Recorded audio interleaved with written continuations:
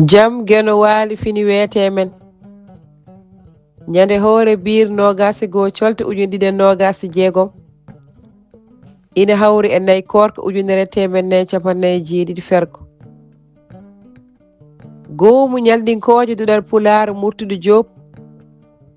Ina ndenda sunaare e ɓesngu beelinaɓe ha tengti e tergal goomu ngu hono Fatumata Huudu Sy e duttugol nene makko Mariam Modou Sy cankiri to Nouadhibou ñande mawde nogas colti gartirteɗo e wuro beelinaɓe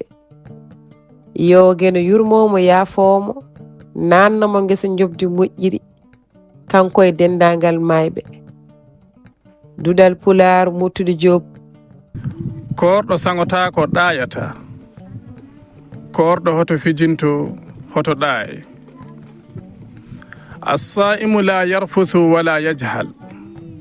korɗo sangota ko ɗayata korɗo hoto fijinto hoto ɗaaye qala rasulullahi sallallahu alayhi wa sallam idha asbaha ahadukum yawman saima fala yarfuthu wala yajhal فإن امرؤ شاتمه أو قاتله فليقل إني سائم إني صائم nulaaɗo Allah mo jamme kisal ngoni e mum o wi so tawi goto e mon dawri ñalaande korka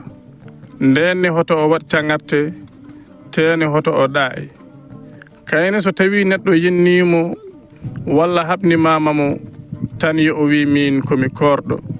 min komi korɗo Bukhari ujunere e temedde jeetati e capande jeenayi e nayi Muslim ujunere e temedere e capande joyi e go'o ko kongol makko e wiide Abu Hurayrata mo weli Allah woni mum as-siyamu junnatun wa wiqayatun min al-ma'asi fi ad-dunya wa wiqayatun wa sitrun min an-nari yawm al-qiyamah was-sa'imu la yarfuthu war-rafathu yutlaqu ala al-kalam al-fahish wa yutlaqu ala al-jima'i والصائم لا يفعل شيئا من أفعال أهل الجهل كالسفه والسخرية ولا يسب أحدا وإن شتمه أحد قال إني سائم إني سائم كوركا كو هيدو e molorde mogginorde faade e goofi nder ndu adunaru tene ko ɗum molorde e heɗɗawo faade to jeygol ñalngu darnge nden noon korɗo sangotako sangare ina wiire noon cangarte nder haala ina wiire noon kadi rendude e debbo lelde wadde korɗo hoto gollu hay hunde e golle yimɓe ɗayɓe ko wayno mbemdam e jalkito hoto o ƴatto hay goto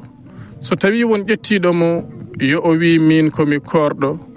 min komi korɗo ifta docteur Ahmad Abdullahi Al Hunayi tellindo Ousmane Ba to Imarat Firo Abousi